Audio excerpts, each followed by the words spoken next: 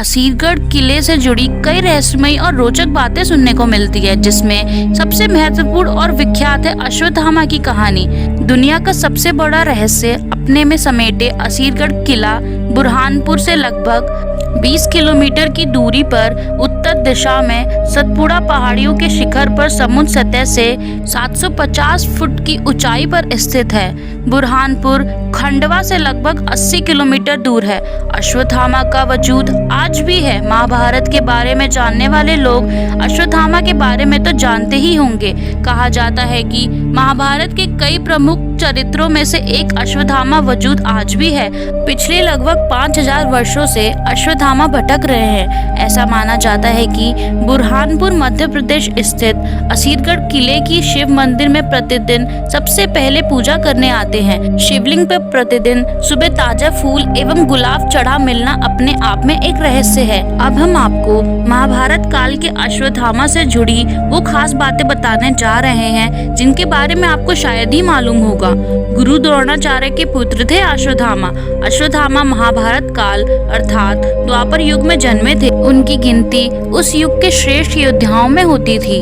वे गुरु द्रोणाचार्य के पुत्र व कुरु वंश के राजगुरु कृपाचार्य के भांजे थे। द्रोणाचार्य ने ही कौरवों और पांडवों को शस्त्र विद्या सिखाई थी।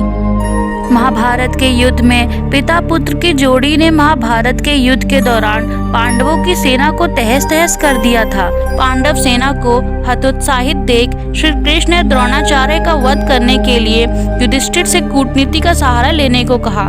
कूटनीति से पांडवों ने द्रोणाचार्य का वध कर दिया। पिता की मृत्यु ने अश्वत्थामा को विचलित कर दिया।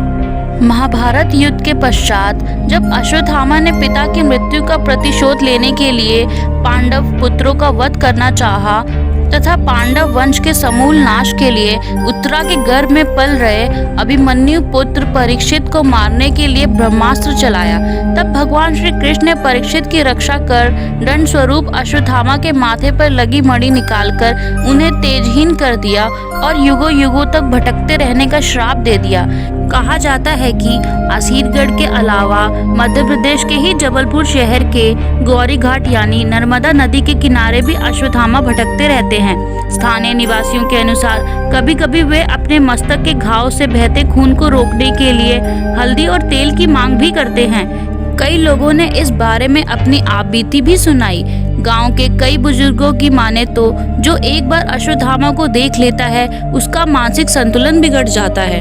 कुछ लोगों का मानना है कि किले में स्थित तालाब में स्नान करके अश्वत्थामा शिव मंदिर में पूजा अर्चना करने जाते हैं। कुछ लोगों का कहना है कि वे उतावली नदी में स्नान करके पूजा के लिए यहाँ आते हैं। आश्चर्य की बात यह है कि पहाड़ की चोटी पर बने किले में स्थित यह तालाब बुरहानपुर की तपती गर्मी में भी कभी नहीं सूखता। तालाब के थोड़ा आगे गुप्तेश्वर महादेव का मंदिर है।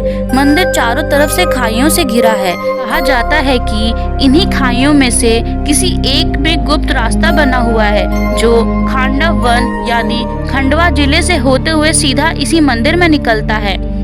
इसी रास्ते से होते हुए अश्वत्थामा मंदिर के अंदर आते हैं। भले ही इस मंदिर में कोई रोशनी और आधुनिक व्यवस्था ना हो, यहाँ परिंदा भी पर ना मारता हो, लेकिन पूजा लगातार जारी रहती है। शिवलिंग पर प्रतिदिन ताजा फूल एवं गुलाब चढ़ा रहता है। हनुमान जी आदि 8 अमर लोगों में अश्वत्थामा का नाम भी आता है, अर्थात अश्वत्थामा, राजा बलि, व्यास जी, हनुमान जी, विभीषण, कृपाचार्य, परशुराम व ऋषि मार्कंडेय, ये 8 अमर हैं। ये थी महाभारत के अश्वत्थामा से जुड़ी कुछ रोचक बातें। आपको ये वीडियो कैसी लगी है कमेंट करके बताइए। अगर पसंद आई हो तो लाइक करें और शेयर करें और हमारा चैनल भी सब्सक्राइब करें। और अगर फ्यूचर में भी ऐसे वीडियो देखना चाहते हैं तो बेल आइकन दबाना बिल्कुल ना भूलें।